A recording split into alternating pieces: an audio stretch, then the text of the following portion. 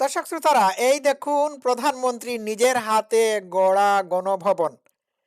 এই গণভবনকে প্রধানমন্ত্রী শেখ হাসিনা কৃষি খামার বা সবুজের সমারোহে একটি একটি বাংলাদেশ বানিয়ে ফেলেছিলেন। ঠিক আছে, এই গণভবন দেখে শুধু বাংলাদেশের মানুষ অনুপ্রাণিত বা উৎসাহিত হয়েছিল এমনটি না, পৃথিবীর বহু মানুষ আশ্চর্য হয়ে এটিকে কৃষিকাজ বা খামার করার অনুপ্রেরণার জায়গা মনে করেছিল।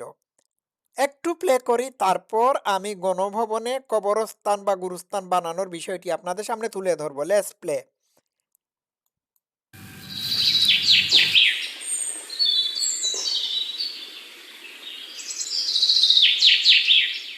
প্রধানমন্ত্রীর সরকারি বাসভবন, অথচ ভেতরে যেন এক খণ্ড খামার। চারিদিকে সবুজের সমারোহ যেন আভা ছড়াচ্ছে।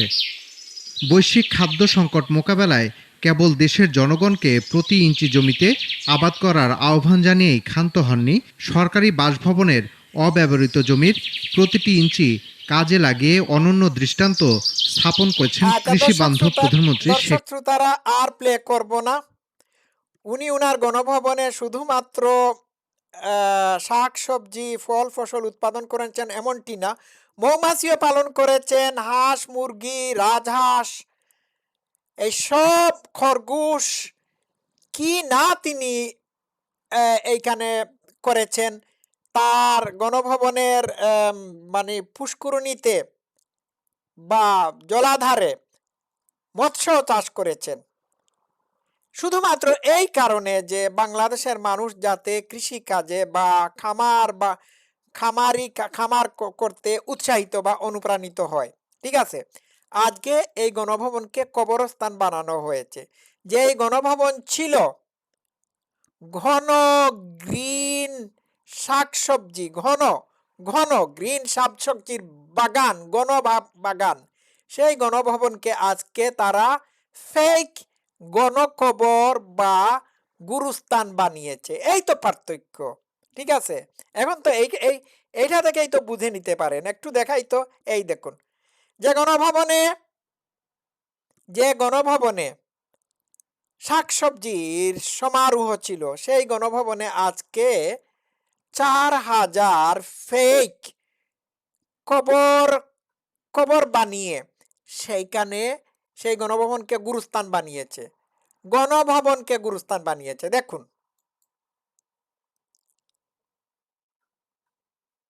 আবার রেগুলার করা হয়েছে। গণকবর হয়তো বলবে, এটা কি গণকবর না? গণকবর নাকি? হ্যাঁ, গণকবর। এটা আসলে গণকবর কিনা এটা? এটা আমি ঠিক বলতে পারবো না এটা গণকবর কিনা, তবে যেভাবে সাজানো আছে মনে হচ্ছে গণকবর। মনে হচ্ছে গণকবর। গণকবর। আচ্ছা, গণভবনকে গণকবর বানাইছে। বাহ, কি কি সুন্দর বুদ্ধি এদের। ঠিক আছে, 141 কোটি টাকা খরচ করেছে এই গণকবর বা ফেক জঙ্গিদের ভাস্কর্য বানাতে। ঠিক আছে, তো এই গণকবরে 4,000 4,000 4,000 নাকি লাশ ছিল, অত লাশ নাই আর কি। ঠিক আছে, তো একটা দেশে মানে বাংলাদেশে কি কোনো কোনো সরকার 4,000 মানুষকে হত্যা করেছিল?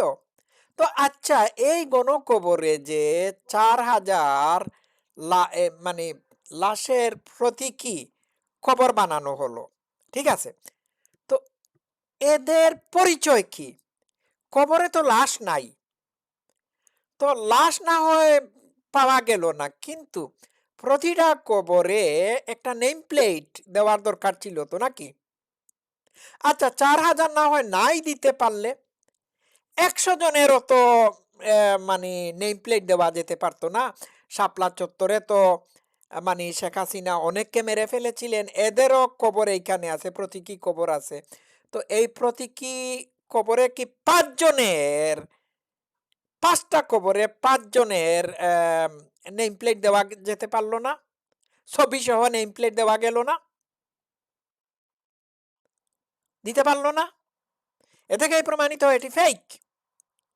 আর বাংলাদেশের কোন সরকার কি এ পর্যন্ত 4,000 মানুষকে গুম হত্যা করে গণকবর দিয়েছিল? আপনাদের জানা থাকলে আমাকে জানাবেন প্লিজ। এরা কত বড় স্কাম, ধান্দাবাজ, আপনারা কি বুঝতে পারছেন? আর এই গণকবরের একটি কবরেও লাশ নাই। ওই যেমনটি জিয়াউর রহমানের কবরে একটা মানে উনার লাশ পাওয়া যায় নাই, ওটাও প্রতীকী কবর। তো তোমরা বলছো শেখ হাসিনা 1400 জন মানুষকে মেরে ফেলে দিয়েছিলেন, হ্যাঁ, আবার সরকারি হিসাব মোতাবেক 800 জন, হ্যাঁ, আবার 400 জন শেখ হাসিনার দ্বারা নিহত 400 জন কবরের আযাব সহ্য না করতে পেরে ফিরে এসেছে। তো মোট থাকলো কয়জন? 400 জন। এই 400 জনও দেখবেন একসময় উধাও হয়ে যাবে। এই যে গণকবরে যেভাবে লাশ নাই, এইরকম হয়ে যাবে। তো লাশ কোথায়? 4,000, ভাবা যায়? 4,000 মানুষ নাকি শেখ হাসিনা মেরে ফেলে দিয়েছিলেন।